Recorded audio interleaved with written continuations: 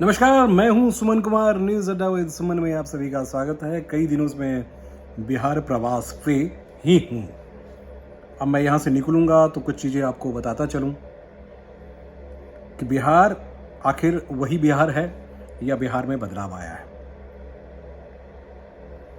बिहार में बहुत कुछ बदल गया है। इन 10 दिनों के प्रवास के दौरान तकरीबन 4 डिस्ट्रिक्ट में मैं खुद गया और मैंने खुद ग्राउंड रिपोर्टिंग की, लोगों से बातचीत की और तमाम सारी चीज़ें ऐसी रही जिसको लेकर मुझे लगा कि मैं आपके सामने आ जाऊं। बिहार में क्या क्या हो रहा है अभी, क्योंकि नवरात्रे रहे हैं, ख़त्म ही हुआ है। तो बाहर जो पढ़ने वाले बच्चे हैं वो नवरात्रे में आते हैं, 9-10 दिनों तक अपने घर पे रहते हैं, पेरेंट्स से मिलते हैं। जैसा कि आप जानते हैं कि छठ पूजा और नवरात्रि और होली इन 4 महापर्व के लिए बिहार के प्रवासी बच्चे जो हैं ज़रूर यहाँ आते हैं, प्रवासी जो हैं वो ज़रूर यहाँ आते हैं। शराब को लेकर हर दिन छापेमारी चल रही है। शराब को लेकर बिहार में हर दिन छापेमारी चलती है, लेकिन छापेमारी चलने के बाद क्या कहानी क्या हो रही है, इस बात पे आज हम चर्चा करने के लिए आपके साथ बैठे हैं। मित्र, बड़ी विचित्र स्थिति बनी हुई है बिहार में।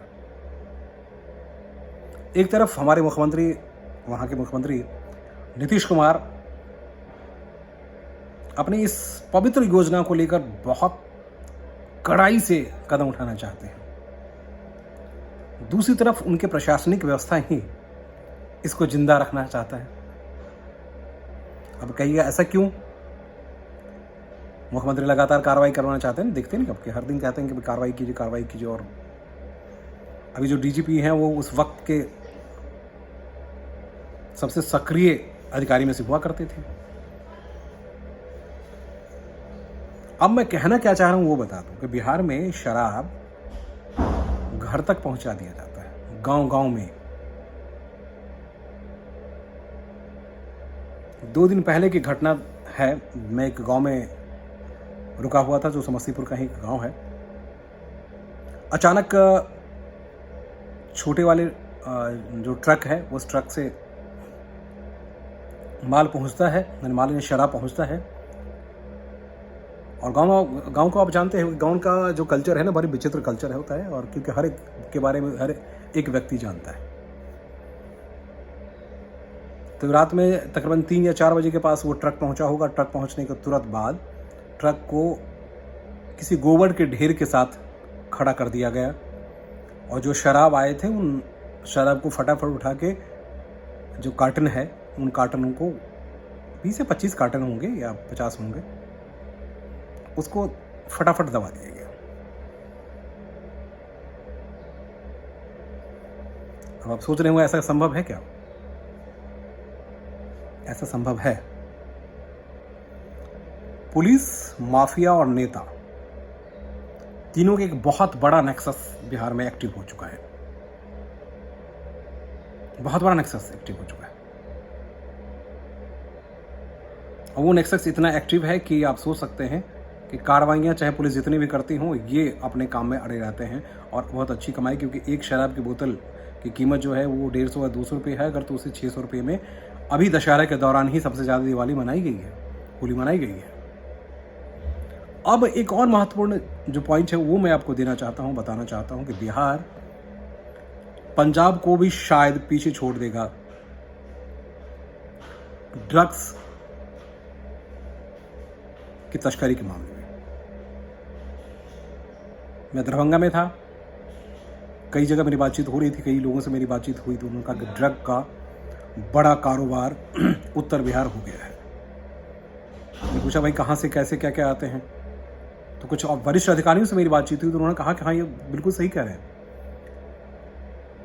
अफगानिस्तान नहीं बल्कि पाकिस्तान को भी छोड़ दीजिए, पाकिस्तान वगैरह जो सब पीछे रह गए, नेपाल के रास्ते सबसे बड़ा कारोबार यहाँ ड्रग का हो रहा है। पंजाब अब पिछड़ता जा रहा है। दरभंगा, समस्तीपुर, उत्तर बिहार के जितने तमाम सारे जो आपको शहर हैं, बड़ी आसानी से आपको ये ड्रग मिल जाएंगे, क्योंकि यहाँ शराब बंद है, नतीजा इन बच्चों को या इन युवाओं को ड्रग्स भी देने शुरू हो चुके हैं। तारी पीने के लिए लोग मजबूर हैं, भांग खाने के लिए मजबूर हैं।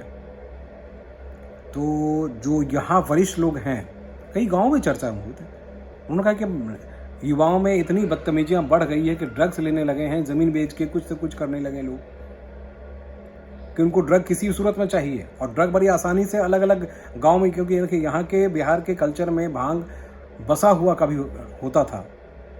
ये तारी जिसकी बात कर रहे हैं, तारी सबसे आसानी से मिला करती है यहाँ, और उसमें भी फर्जीवाड़े हो रहे हैं, उसमें भी नशा वाली दवा डाल के उसको मिला के और उसको बेचा जा रहा है, ताकि पीने के बाद आपको जो है वो नशा लगे और जो शराब पीने वाले हैं तारी पी के बहाने ही उनका जीवन चल सके।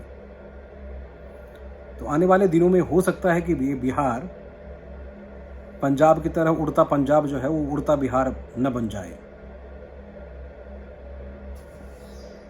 इसलिए नीतीश कुमार जी को बहुत जल्दी ही इस पे कार्रवाई करनी पड़ेगी, समझनी पड़ेगी, और इसके लिए सिस्टम को डेवलप करनी पड़ेगी।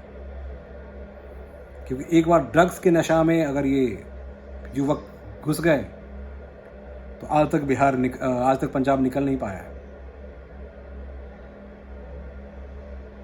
और आप जानते हैं कि यहाँ बच्चे हैं नहीं, यहाँ जो जितने पढ़ने लिखने वाले हैं सब बाहर हो जाते हैं। यहाँ वही बच्चे हैं जिनको कहीं नौकरी नहीं मिलती है, और वो घर बार के लिए, माँ बाप के लिए अभिशाप बन जाते हैं, श्राप बन जाते हैं।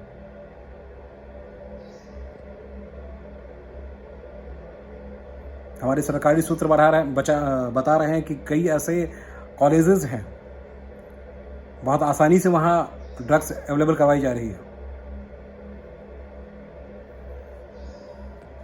इसलिए नीतीश जी, मुख्यमंत्री जी और तेजस्वी जी जितनी जल्दी हो सके बिहार के और नेपाल के बॉर्डर पे सख्ती बरती जाए। इंटरनेशनल बॉर्डर है, लेकिन आपको ये जानकर ताज्जुब होगा कि अभी सबसे ज़्यादा धान जो बाहर सप्लाई की जा रही है वो नेपाल के जरिए ही की जाती है। गेहूं जो सप्लाई की जा रही है वो नेपाल के जरिए ही की जाती है।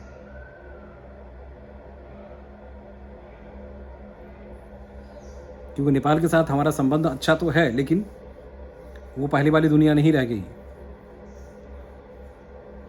नेपाल और बिहार का संबंध जो बहुत करीबी है, बस एक बॉर्डर क्रॉस कीजिए, नेपाल चले जाइए। ड्रग तस्करी और तमाम सारी चीज़ें बहुत ज़्यादा एक्टिव हो गई हैं। कुछ खुफिया एजेंसी से जो मेरी जानकारी मेरे पास है, क्योंकि मैं एमएचए वर्क करता रहा हूँ, उनके पास भी इनपुट्स आने लगे हैं। इलेक्शन से पहले कुछ बड़ी घटना घट सकती है, उसको भी ध्यान में रखना पड़ेगा, और बिहार सरकार को चौकन्ना रहना पड़ेगा, नहीं तो ये युवा बर्बाद हो जाएंगे, वोट ये अपने लेते रहेंगे, और बिहार का विकास तो आप देख ही रहे हैं, समझ ही रहे हैं। नमस्कार।